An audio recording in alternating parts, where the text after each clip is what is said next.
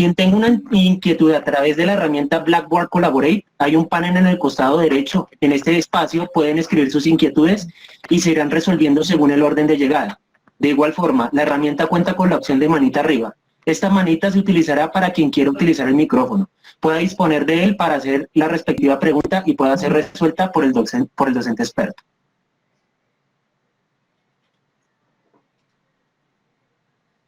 Ok. Segundo, y no menos importante, este espacio es para resolver inquietudes referentes al módulo en Fundamentos en Gerencia de Proyectos. Por favor, respetar las opiniones o inquietudes que se generen durante la sesión. Si se llegase a tener un contraargumento, utilizar las herramientas anteriormente mencionadas y se les dará la palabra. Recordemos que con cortesía, respeto y argumentos podemos crear una base sólida para nuestro aprendizaje. No siendo más, vamos a empezar con la segunda parte del café tutorial. Okay. Demos una antesala para saber un poco más acerca de nuestro expositor, quién es el docente experto. El ingeniero David Panqueva Hernández tiene como formación académica ingeniero industrial economista, especialista en formulación, evaluación y gerencia de proyectos y magíster en dirección y administración de empresas, con MBA. Su experiencia profesional va relacionada con Project Controller con más de 10 años de experiencia en proyectos de investigación clínica para el sector farmacéutico, desarrollando actividades de seguimiento y control financiero para la generación de nuevos productos. Desde el año 2011 ha sido catedrático de varias universidades en las áreas de gerencia de proyectos, investigación de operaciones, economía y finanzas. Actualmente es el director de comunicaciones, marketing del branch Zona Norte DC para el capítulo Bogotá, Colombia del PMI. Gerente administrativo y de proyectos de la División de Educación Continuada y docente de la especialización en gerencia de proyectos de la Universidad Bosque, donde además de impartir las asignaturas de Fundamentos en Gerencia de Proyectos, Gestión de Alcance, Cronograma y Costos del Proyecto, ha sido director de más de 50 proyectos de grado y participado como jurado en múltiples plenarias. Gracias, Esteban. Ok. Luego de conocer un poco a nuestro docente experto, vamos a dar espacio a la tercera parte del café tutorial. A continuación, daremos a conocer cuáles fueron las inquietudes que tuvieron nuestros estudiantes y que fueron compartidas a través del formulario Google Café Tutorial Fundamentos en Gerencia de Proyectos. La primera inquietud corresponde a Vivian Escobar Torres e indica cuál es la diferencia entre requisito y requerimiento. Tiene la palabra, docente David. Gracias, Esteban, por la introducción y bueno, nuevamente todos bienvenidos a este café tutorial. Bueno, como lo vimos en clase, la diferencia entre requisito y requerimiento es el nivel de detalle, ¿no? Hablábamos que básicamente ambas son las traducciones al español de requirement, que es la palabra en inglés, pero el requerimiento es un poco más general, mientras que el requisito es un poco más específico. Yo les ponía el ejemplo de ir volando desde un helicóptero y ver hacia la tierra, eso es pensar en requerimientos, y estar de pie en la tierra ya es pensar en requisitos. Hablábamos de un ejemplo, por ejemplo, de hacer sacos de lana, ¿lo recuerdan? Entonces, si yo les digo que el proyecto debe entregar 50 sacos de lana, les estoy hablando de un requerimiento, son 50 sacos de lana. Pero si les digo, el saco debe ser talla M para hombre, color azul, 3 botones y cuello en B, estoy hablándoles de requisitos, estoy especificando de esta manera el requerimiento que les estoy dando. Entonces, la diferencia básicamente va en el nivel de detalle, aunque son lo mismo. Ok, vamos a la siguiente diapositiva, en donde Jorge Luis Tovar tiene pues una inquietud acerca del interés, tiene un interés general acerca del PMBOK. Profesor David, tiene la palabra. Sí, quisiera saber qué es interés general, que defina qué es PMBOK o algo así, o a qué se refiere José Luis. Jorge Luis Tovar, si estás aquí en la sala, puedes levantar la mano y te damos la palabra, por favor.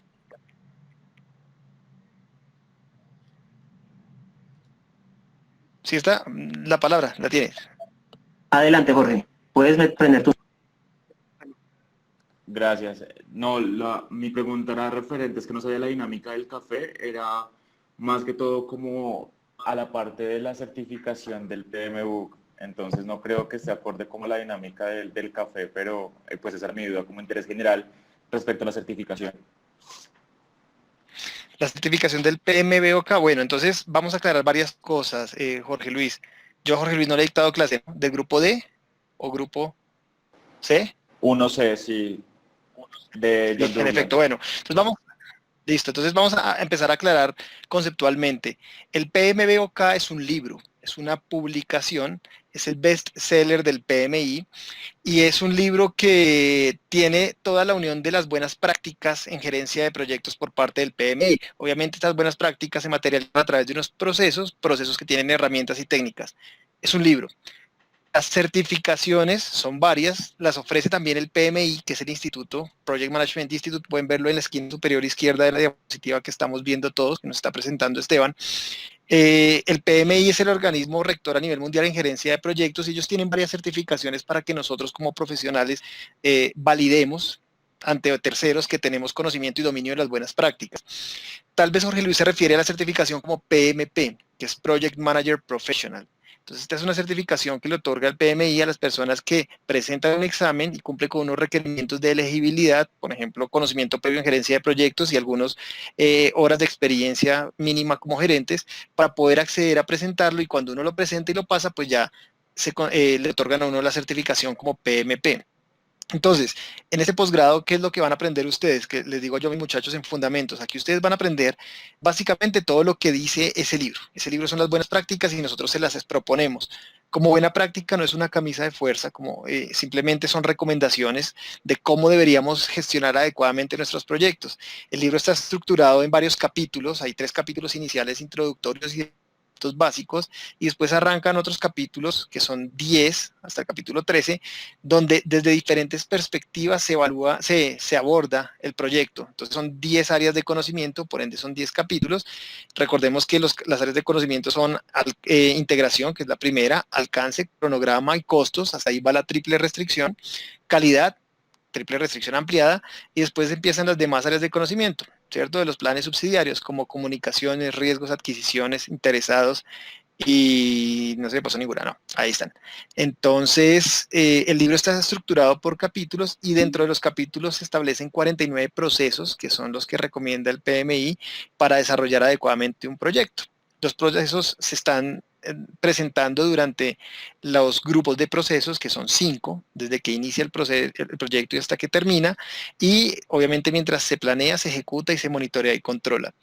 Entonces, así a grosso modo, tal vez sí viene siendo colateralmente, estando dentro del alcance de este web, ustedes van a tener que manejar este libro, van a tener que leer, tanto John Douglas como Jorge Osorio y yo hemos estado dándoles la materia de fundamentos, les hemos dicho cómo deben leerlo y qué capítulos deben avanzar, al menos en fundamentos. Sin embargo, me parece chévere que recordarles a mis alumnos que ya vieron esto en la primera sesión de clase conmigo y a los que no lo han visto, no lo tienen muy claro, decirles que esa es la estructura básica tanto del libro como del posgrado y qué es lo que espera el PMI que uno sepa como gerente de proyectos para poderse certificar como PMP. ¿Sí me hago entender, Jorge?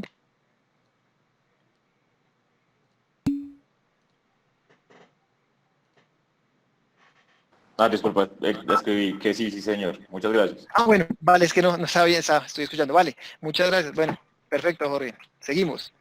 Ok, seguimos. La siguiente pregunta la tiene Cristian David Puentes Niño y pregunta lo siguiente. ¿Cómo se conforman las triples restricciones? Profesor David, tiene la pregunta. Bueno, lo decía ahorita cuando le respondí a Jorge Cristian, la triple restricción se compone de 3 elementos, el análisis de la gestión del alcance del proyecto, de los costos del proyecto y del cronograma o la gestión del tiempo en el proyecto.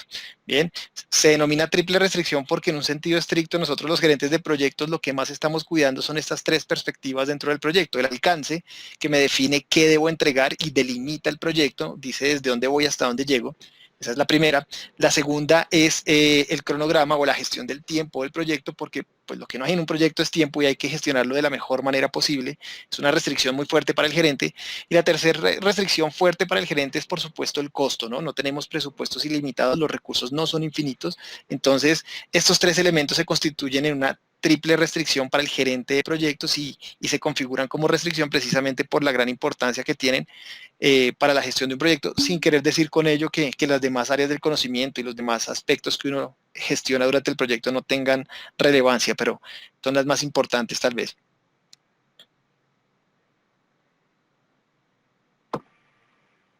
Ok, pasamos a la siguiente pregunta. La siguiente pregunta la tiene Carlos Andrés Valero Villamizar e indica, Ujú. ¿cuáles son las diferencias más marcadas entre una organización tipo matriz fuerte y una organización orientada a proyectos? ¿Cuál es la tendencia actual? ¿Cuál recomienda usted a las MIPYMES? Profesor David, tiene la palabra. Mister- Listo, Mr. Carlos. Bueno, entonces muchachos, recuerden que las organizaciones tienen diferentes tipos de estructuras, ¿no? Planteemos dos tipos para poder establecer el matricial y después hablar sobre matricial fuerte o débil y proyectizada. Entonces, existen empresas normales tradicionales, que son las empresas funcionales, ¿cierto? Las que conocemos tradicionalmente, donde toda la organización, la gestión y la administración de la compañía se hace a través de funciones, ¿sí? Es una empresa jerárquicamente marcada, tiene una jerarquía, un organigrama estricto, un organigrama rígido, son bastante escalonadas y digamos que todo el quehacer de la organización va en torno a hacer funciones y procesos. Las organizaciones casi que las normales, las que conocemos. Y existen las organizaciones proyectizadas, organizaciones 100% orientadas a proyectos, eh, que desarrollan proyectos, ese es el core business de ellos, solo hacen proyectos y toda su estructura organizacional está en función de gestionar proyectos. ¿Listo? Esas son las dos estructuras. Ahora, cuando hablamos de una empresa matricial, estamos hablando de una organización matricial, de una combinación de los dos tipos de estructuras. Es decir, combinar una estructura funcional también con una estructura por proyectos. Cuando ya tenemos una empresa matricial, Carlos, lo decíamos en clase, pues uno puede tener una tendencia hacia que haya proyecticos, pero pues sea más que todo funcional, por ejemplo, una organización donde eventualmente se hagan proyectos, y puede ser también matricial, esa es la matricial débil, y puede ser matricial fuerte, es una empresa que es funcional, con proyectos, pero la tendencia es que hacen más proyectos que funciones. Las distinciones son básicas, las dos organizaciones tienen características diferentes en términos de los recursos y cómo se organizan para gestionar los proyectos. En las matriciales débiles, que tienden hacia lo funcional, pues las funciones son bien marcadas, la estructura es más rígida y tal vez son más lentas para responder a cambios y no desarrollan tantos proyectos. La matricial fuerte tiende a ser casi que proyectizada, está ahí en la frontera, incluso podría pasar el siguiente paso de matricial fuerte, puede ser pasar a ser proyectizada, y son empresas donde la organización responde ágilmente a cualquier cambio, no hay tanta jerarquía, los organigramas son más planos y se tiende a desarrollar muchos proyectos, ahí es donde suelen existir ya oficinas de gerencia de proyectos o PMO, y estas oficinas organizan los proyectos en programas y portafolios para que lo gestionen adecuadamente en la organización y se genere pues ingresos para la empresa. Esas son como las dos diferencias básicamente. ¿Cuál recomiendo a las MIPYMES? Ya le había dicho eso en clase, Carlos. Mentiras. Hermano, no sé, depende de la MIPYME. En un sentido estricto, las MIPYMES, las pequeñas empresas suelen ser bastante planas, ¿no? Suelen ser empresas donde el emprendedor es el gerente, pero también es el que va y lleva los pedidos y también va y compra los insumos y también contesta las llamadas. Luego, establecer unas funciones y una organización funcional no suele ser ni operativamente práctico y tampoco suele ser ágil.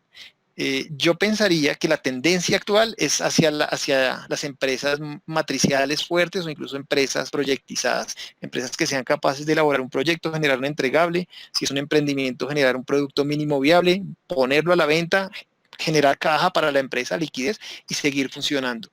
Es lo que le podría decir. Tocaría mirar el caso particular, Carlos.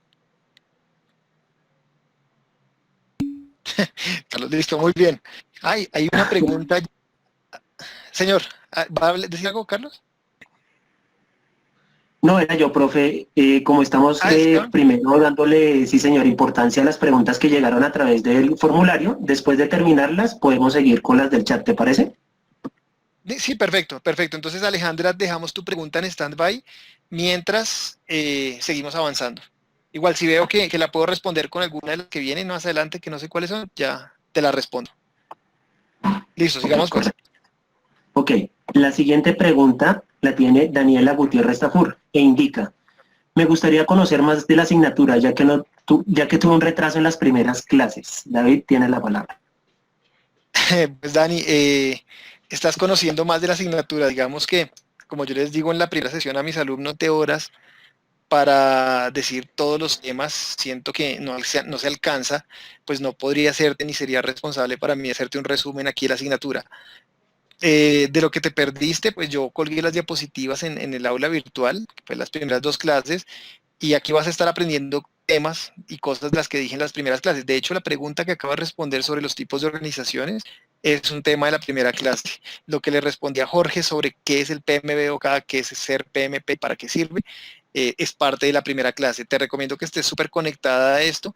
Digamos que no es el alcance, así como decía Jorge, de este webinar, hacer un resumen de las asignaturas y de las sesiones a las que no asistió el estudiante, sino de responder inquietudes sobre los temas que se abordaron en la clase y que no se alcanzaron a profundizar, precisamente porque es demasiado tema en un muy corto espacio de tiempo.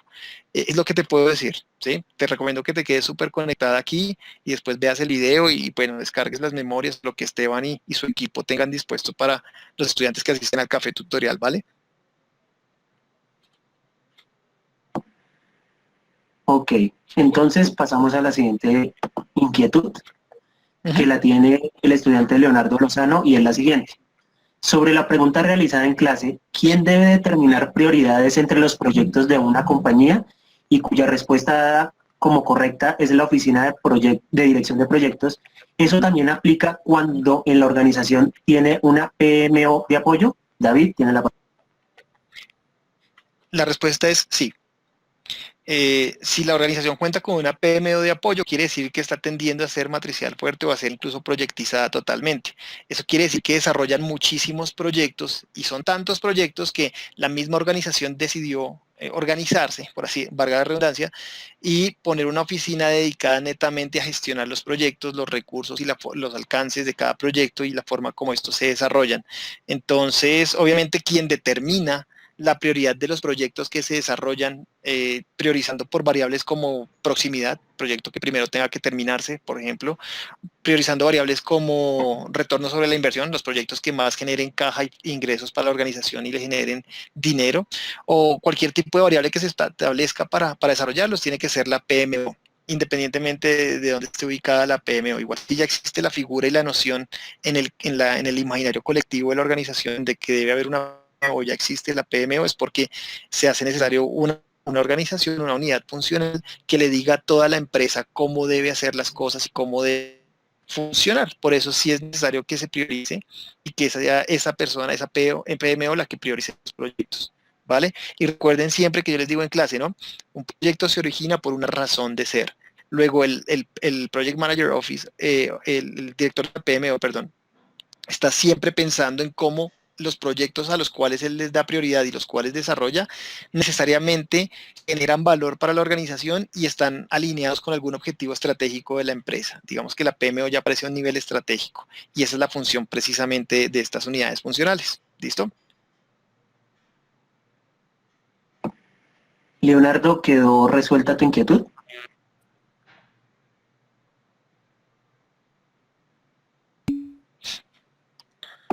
Listo, Leo. Ok. Muy bien. Excelente. Pasamos a la siguiente diapositiva, en donde John Alejandro Barahona tiene las siguientes inquietudes. La primera, en las entradas del proceso 13.1, identificar a los interesados, se identifica lo siguiente. Plan para la dirección de proyecto, dividido en plan de gestión de las comunicaciones y plan de involucramiento de interesados. Es decir, se debería primero desarrollar el plan para la dirección del proyecto, o al menos estos dos planes a los que se hace mención, o es un trabajo que se puede realizar simultáneamente. David, tiene la palabra. No, de hecho, John, si tú revisas las entradas pues, para el proceso 13.1, dicen que el plan para la dirección de proyectos todavía no está disponible durante la identificación inicial de interesados. Entonces, ubiquémonos en los grupos de procesos del PMBOK, son 5. El primero se llama iniciación.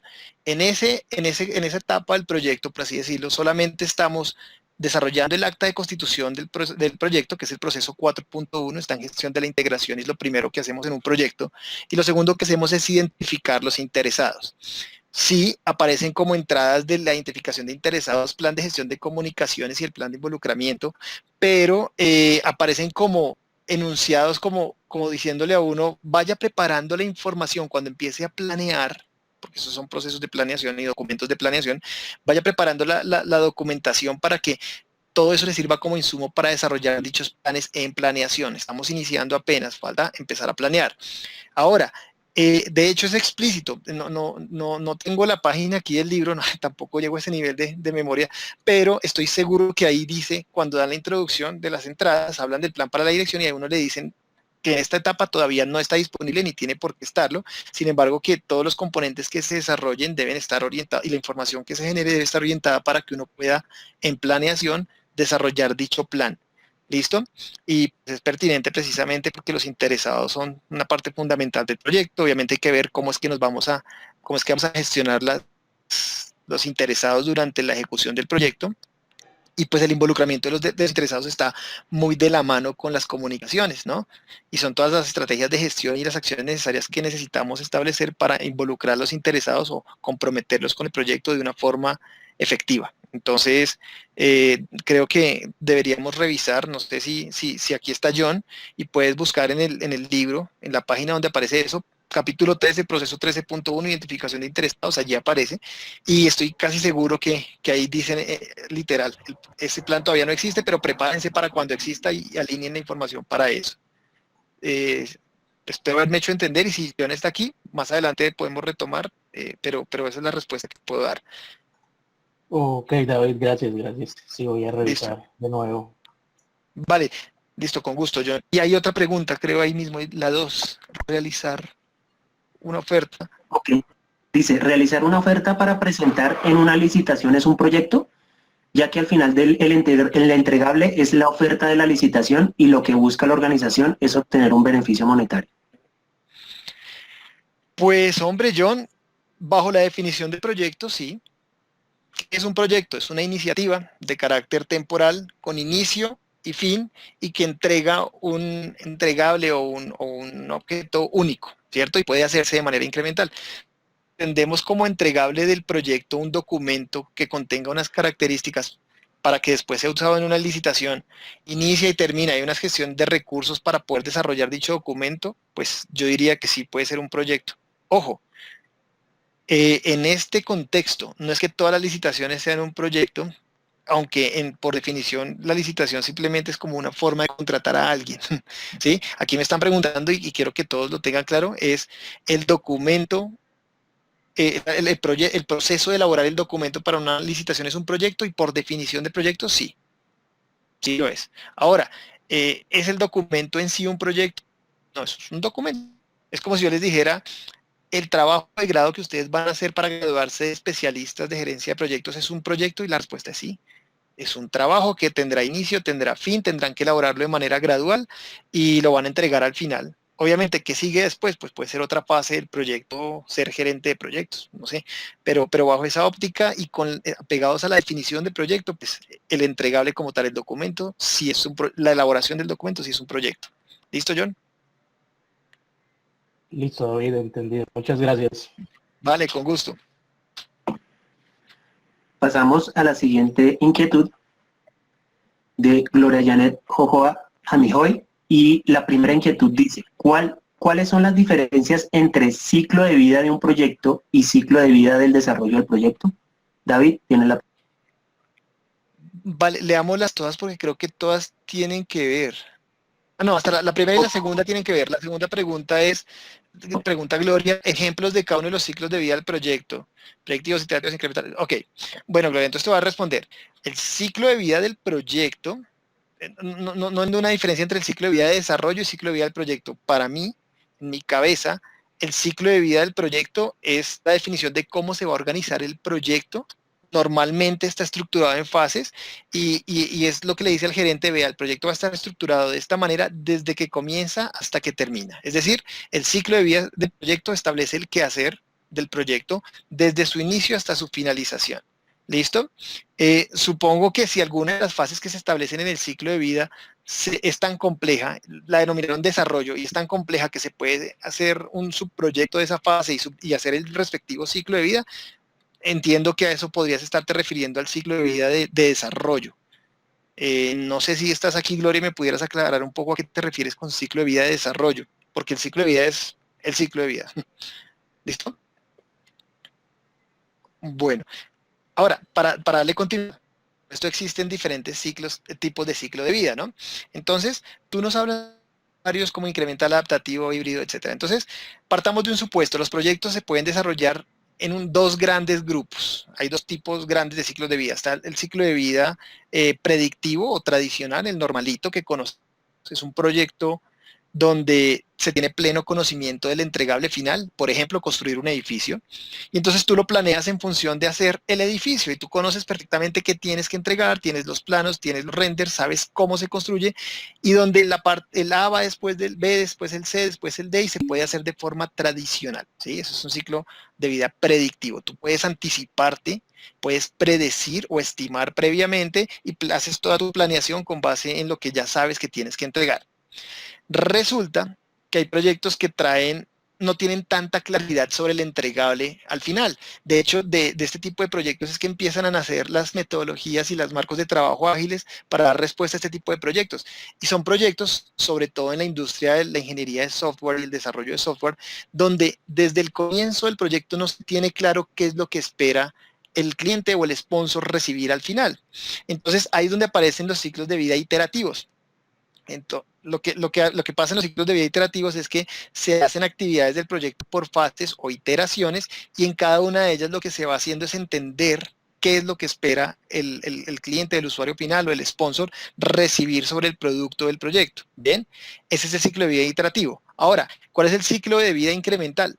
Es una particularidad del iterativo. Entonces, aquí en cada ciclo lo que vamos haciendo es haciendo una pequeña porción de producto y agregando valor para generar el entregable final. ¿Listo? A medida que se va haciendo una iteración, se va agregando valor hasta que resulta completamente elaborado el producto final. Y en esos proyectos incrementales, a cada iteración se le denomina un incremento, porque por eso se llaman incrementales. ¿Listo? Y bueno, están los proyectos adaptativos o los ciclos de vida adaptativos, que son conocidos como los que se al cambio y a responder ágilmente a cualquier modificación a medida que se va desarrollando. Entonces, estos son proyectos donde vamos haciendo cosas, pero de repente cambia algo y tenemos que adaptarnos, responder rápidamente y seguir generando valor ganado o producto para que al final todo se pueda entregar de la mejor manera. Bien, obviamente pues esto es un tema que tiene tanto de ancho como de profundo. A grosso modo te puedo explicar por tiempo estas tres cosas. No te conozco por tu nombre, no te reconozco, no te he dado clase, pero creo que más adelante en el posgrado vamos a ver una asignatura que se llama sobre proyectos ágiles y agilismo, donde sí te van a explicar muy bien cómo funcionan estos marcos de trabajo. Hay muchos, el más conocido es Scrum, pero hay muchísimos, ¿no? Kanban, está el ACP, que tienen que ver, respondamos la pregunta, Alejandra, a propósito, está la certificación como para proyectos ágiles del PMI. Hay muchos marcos de trabajo. Lo importante es que todos se orientan a que no se conoce el entregable final, se va a ir conociendo a medida que se desarrolla el producto, y cada vez que hagamos un sprint, una iteración o un incremento del producto, pues vamos generando valor y vamos construyendo progresivamente. ¿Ok? En un software a ti te dicen quiero un software para contabilización de la nómina, pero a medida que se va construyendo, no, venga, ya que está haciendo nómina, ¿por qué no que liquide además, no sé, los proveedores y tal cosa? Entonces tú haces la modificación y, no, pero espere, ¿sabe qué? Necesito que además me gestione todo lo que es la parte de operaciones y producción. Y tú vas generando el producto. Al principio pensaste que iba a ser un software de nómina y resultaste haciendo un ERP con logística, proveedores, operaciones, finanzas, etcétera. Es por ese lado, ¿listo? Y ahora, Alejandra nos preguntaba hace un rato que un poco más acerca de la certificación ACP, la diferencia con PMP y dónde me podría presentar primero. Alejandra, ¿cómo existe la certificación PMP, Project Manager Professional, que es una de las certificaciones más apetecidas por los profesionales y otorgada por el PMI? El PMI no es ajeno a los cambios que se están generando en el mundo de la gerencia de proyectos. Últimamente ha habido cada vez más tendencia a desarrollar proyectos ágiles y han aparecido un montón de entes certificadores y certificaciones que uno puede obtener. Les acaba de mencionar que una de las más populares es el Scrum. Bien, bueno, pues el PMI también tiene su propia certificación en proyectos ágiles, que es la ACP. Ahora, tú la puedes obtener sin ser PMP. ¿Qué tienes que hacer? Pues leerte el manifiesto ágil y entender cómo funciona el marco de trabajo de proyectos ágiles para el PMI, y cuando ya lo tienes claro, pues presentas tu examen y te certificas. Bien, ¿qué te recomiendo primero? Pues no sé, depende de lo que tú hagas y lo que tú y tu rol en la organización. Digamos que sin conocer contexto no te puedo recomendar nada. Lo que sí te puedo decir es que ambas son muy útiles y son muy importantes. Entonces, dependiendo de lo que tú necesites, puedes sacar la una o la otra. Si eres de pronto junior en gerencia de proyectos y tal vez no cumples con los requisitos para ser elegible como PMP, puedes iniciar por el ACP y bueno, ya puedes ir viendo si haces la otra certificación, ¿vale? Ok, seguimos para la pregunta número 3 de Gloria y dice lo siguiente. ¿Por qué están separados gestión de costos, gestión de recursos y gestión de adquisición? Vale, listo, con gusto, Alejandra. Me alegra que te haya servido la explicación. ¿Por qué son separados? Pues porque son cosas diferentes. Una cosa es gestionar el dinero, costos del proyecto, es tener un presupuesto, ¿ok? Y ya sabemos que un presupuesto se compone de dos elementos, la línea base del costo del proyecto más la reserva de contingencia, y ya sabemos que la línea base del costo se compone de los costos directos e indirectos más la reserva de gestión en el presupuesto, y dentro de la línea base de costo pues está la reserva de contingencia. Bien, eso ya lo tenemos claro. Entonces, una cosa es manejar la plata, otra es gestionar los recursos, entendiendo como recurso cualquier elemento que está al interior del proyecto que yo puedo gestionar como gerente y que me sirve para desarrollar todo el quehacer del proyecto. Antes, esta área de conocimiento se llamaba gestión del talento humano, pero el PMI entendió que además de personas en un proyecto existen mucha cantidad de recursos. ¿Sí? No solo monetarios, estamos hablando de costos en los monetarios, sino maquinarias, elementos, software, licencias, personas, etcétera. Todo este tipo de implementos que sirven para desarrollar el proyecto, pues están en recursos. Bien, y gestión de las adquisiciones está separado precisamente porque lo que no esté dentro del project team, lo que no esté dentro del grupo del proyecto, pues tiene que adquirirse desde afuera, debe tercerizarse o debe obtenerse a través de un proveedor. Entonces debe haber un área de conocimiento y un plan específico que le permita al gerente funcionar con sus proveedores, funcionar con sus recursos del proyecto y funcionar con su presupuesto. ¿Ok? Entonces, esa es la razón, Gloria, por la cual están separados, porque son cosas diferentes, aunque muy relacionadas entre sí y no está ninguna, digamos, ajena de tocar a la otra, son cosas diferentes. ¿Listo? Listo, gracias, profe. Vale, Gloria, con gusto. Ok, la pregunta número 4 indica lo siguiente. ¿Qué quiere decir esto? El caso de negocio es un documento de negocio del proyecto que se utiliza a lo largo de todo el ciclo de vida del proyecto. David, tienes la palabra. Listo, entonces recordemos, muchachos, que el business case o caso de negocio es un instrumento que les sirve a la empresa y al mismo gerente para valorar y tomar la mejor decisión de inversión entre diferentes iniciativas. Muchas veces el business case tiene información relevante sobre lo que espera la organización al desarrollar el proyecto. Entonces, como el proyecto debe estar alineado con la estrategia de la organización y muy seguramente se origina con el fin de cumplir o satisfacer un objetivo estratégico específico, pues mientras dure la ejecución del proyecto, o sea, durante todo su ciclo de vida, pues hay que estar revisando el business case de manera que no haya desviaciones, de manera que cuando estemos desarrollando el proyecto, pues estén en efecto cumpliendo los objetivos y no haya desviaciones. Se garantice que estamos haciendo lo que es para lo que es. Es más que todo por eso, Gloria. Vale, gracias. Vale, con gusto.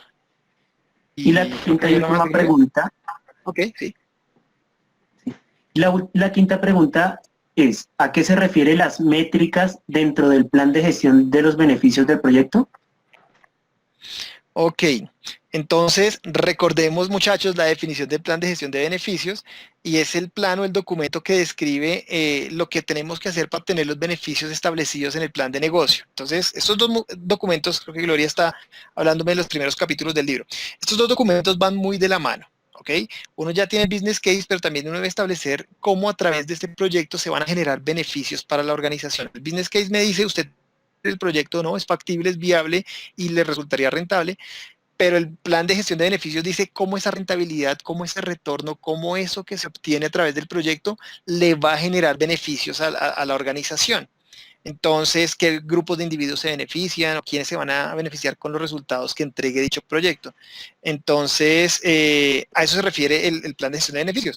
Y pues las métricas que son, la forma como tú mides, Gloria, que estés logrando los beneficios que te propones o que se proponen con el proyecto. Entonces, tú tienes cómo establecer de manera objetiva indicadores o métricas para verificar que estés cumpliendo con lo que se estableció en este plan de gestión de beneficios. A eso se refiere. Bueno, muchas gracias. Vale, Gloria, con gusto a ti. Interesantes preguntas. Ok, David, ya las preguntas que estaban indicadas dentro de las diapositivas han culminado. Ahora pasamos a revisar los chats. Y María Fernanda Prieto Torres tiene la siguiente pregunta. David, ¿nos podrías dar un ejemplo, por favor, de ciclo de vida iterativo y uno de incremental? Mil gracias. David, tiene la palabra. Ok, hola Mafe, ¿cómo estás? Tiempo sin verte. Bueno, entonces un ciclo de vida iterativo y un ciclo de vida incremental. Entonces, recordemos, vuelvo y explico. No la leí, si no lo hubiera dicho antes. Entonces, los iterativos son donde se repiten actividades a través de iteraciones y lo que se hace en un iterativo es entender qué es el producto que se quiere obtener o se desea obtener para desarrollar durante el proceso. Es cuando hay total incertidumbre o mucha incertidumbre sobre lo que se espera al finalizar. Entonces, pongamos un ejemplo. Vamos a hacer un software, o bueno, o si quieres, pues, mucho de software, Mafe, ¿tienes algún ejemplo que quieras poner y yo te lo enmarco en todo lo que es incremental e iterativo? O podemos usar el del software, que es que de ahí es que nacieron. Sí, el software está bien, sí, señor. ¿Sí? Ok, ponle cuidado, Mafe. Entonces vamos a hacer un software y el software, la empresa lo contrata a uno como project manager, llega uno allá donde el cliente y el cliente es el mismo sponsor, o sea, la misma empresa y la empresa dice, yo llevo mi contabilidad manual y me toca hacer facturación electrónica, entonces yo quiero un programita para hacer facturas. Le dicen a uno eso, es el requerimiento. No está aterrizado en requisitos, pero uno como project manager dice, ok, quieren un software para hacer facturas. No soy ingeniero de sistemas, pero he trabajado algunos proyectos de tecnología y lo que hace uno es levantar los requerimientos, hacer el RFP y empezar a generar el software. Entonces, cuando estamos generando el software, lo que estamos haciendo es una iteración. Lo que hacemos es determinar, bueno, hagamos en la primera fase las interfaces. Digámosle que va a tener una interfaz de esto y esto, y hagámosle un descriptivo y un modelo simulado. Se lo presentamos al cliente. Primera iteración. ¿Esto es lo que usted espera? El cliente puede decir, no, yo no quiero eso, yo necesito más bien que haga esto o aquello, y empieza el cliente a darle una información. Entonces uno de manera iterativa, cada vez que hay una iteración, hay un cambio en el entendimiento de lo que es el producto y el equipo se va adaptando y va generando, digamos que lo que espera el cliente. Eso sería iterativo. ¿Cuándo es incremental? Cuando el cliente dice, no, hágame un software y yo ya le voy diciendo. Entonces uno le hace el software y el tipo dice, no, ¿sabe qué? Necesito que ahora esa interfaz que usted me generó se conecte con el servidor de tal cosa en una base de datos de tal lado. Entonces ya uno tiene algo hecho y lo que hace uno es empezar a incrementar, ¿cierto? A generar cosas diferentes para agregarle valor a lo que se está desarrollando. Entonces, cuando ya le tiene el producto inicial, el software con la interfaz y conectado al servidor, el cliente puede decir uno, venga, ¿sabe qué? Se me ocurre que para cumplir con la facturación electrónica es necesario que me vincule proveedores. Ah, bueno, venga, se lo vinculo con la base de datos de proveedores. Entonces, otra nueva iteración, venga y le añado cositas y entonces voy incrementando, ¿cierto? Voy generando un incremento a medida que voy desarrollando el producto. Si te fijas en ambos, yo no tenía ni idea qué quería el cliente. Me fue diciendo a medida que iban pasando las cosas. Pero en uno, lo que yo estoy haciendo es desarrollar el producto y empezar a añadirle cositas hasta que lo voy teniendo listo. ¿Bien? Sí, señor, muchas gracias, quedó muy claro. Bueno, me alegra, Maf, con gusto. Alejandra también dijo, Gloria, iterativo puede ser la elaboración de unas cartillas o de un protocolo de un tema X. Dependiendo del contexto, Gloria, podría ser iterativo, ¿sí? Porque le dicen a uno, oiga, yo quiero una cartilla.